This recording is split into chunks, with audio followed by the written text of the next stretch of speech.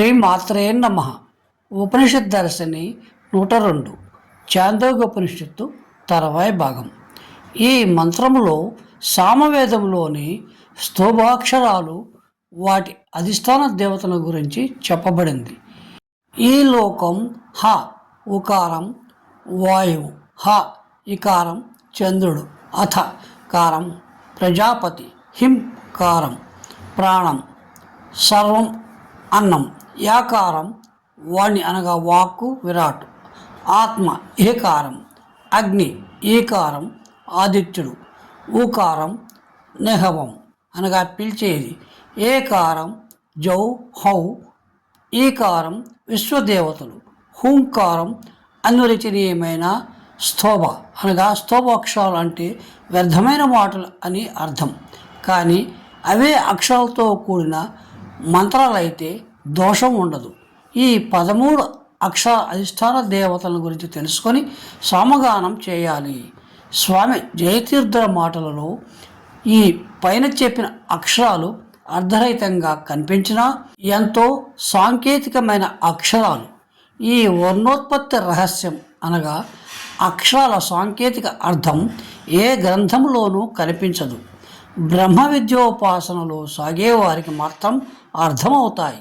హ ఉకారాలు ఉత్పత్తి శరీరం నుంచి వ్యానవాయువు బయటకు వెళ్ళడం ద్వారా, హ ఇకారం బహిర్వ్యాప్తమైన వాయువు అంతరిక్షంలో కొంచెం కింద స్థాయిలో ఉంటుంది అని సూచిస్తుంది.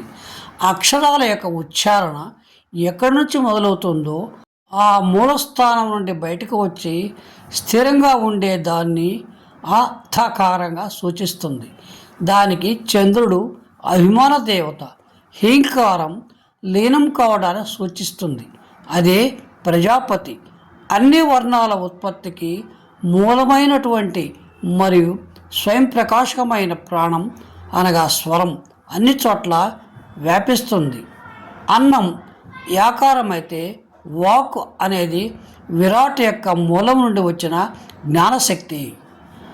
ఆత్మ హేకారం ఆత్మ యొక్క పని గురించి కొంచెం క్రిందికి దిగిన శక్తి అగ్ని అనేది ఈకారం. దానినే వైశ్వానరుడు అంటారు. బయట విశ్వంలో సువిశాలమైన శక్తి కేంద్రమైన సూర్యుడు ఉకారం అవుతుంది. మానవులు సంబోధించే వేళ అతడు తనకన్నా శ్రేష్టమని ఊర్ధ్వాది దిశాముఖులై పలకటం అనే దాన్ని ఏకారం అంటారు. ఇదే నెహవం అనబడుతుంది. ఆదిత్యం నుండి క్రింది స్థాయిలో ఉండే విశ్వదేవతల సంకేతమే ఔ హో ఈ కారాలు. అనిరుద్ధ శ్రయోదశ స్తోభ సంచారో హుంకార అన్నారు. ఇంకా 13వ హుం అనేది తనలో స్థితమై ఉన్న అనిర్వచనీయమైన స్థితి సంకేతకం. ఈ పైన చెప్పిన 12 సంకేతాలు 12 దేవతలు అంటే 12 ఆదిత్యులను సూచిస్తాయి.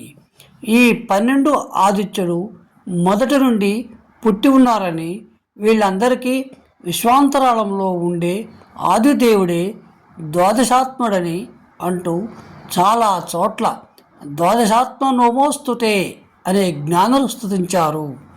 సర్వ సృష్టికి కర్తననిపించుకున్న ప్రజాపతిని భానుమండలాధిపతి అయిన భాస్కరుణ్ణి పలికారు. ఈ 12 ఆదిత్య మండలాల కవతల ఏమీ లేని శూన్యస్థానంలో ఉండే అనగా తేజోమండలం ఆత్మను సర్వయేష రవి ప్రభు అంటూ అందరకు ప్రభు అనగా సమస్త జీవకోటికి ప్రభావాన్ని అనగా శక్తిని అందించే ముఖ్య వ్యక్తి రవి అని వివరించారు. సాధనలో సాగుతూ ప్రాణ మనోమిలనమైన తర్వాత అనుభవంలో అవగాహనలోకి తెచ్చుకోగలిగే విషయాలు ఇవి. ఊర్ధ్వాది శాఖముఖంగా ధ్యాన స్థితిలో ఉంటుంటే ఇవన్నీ అర్థమవుతాయి.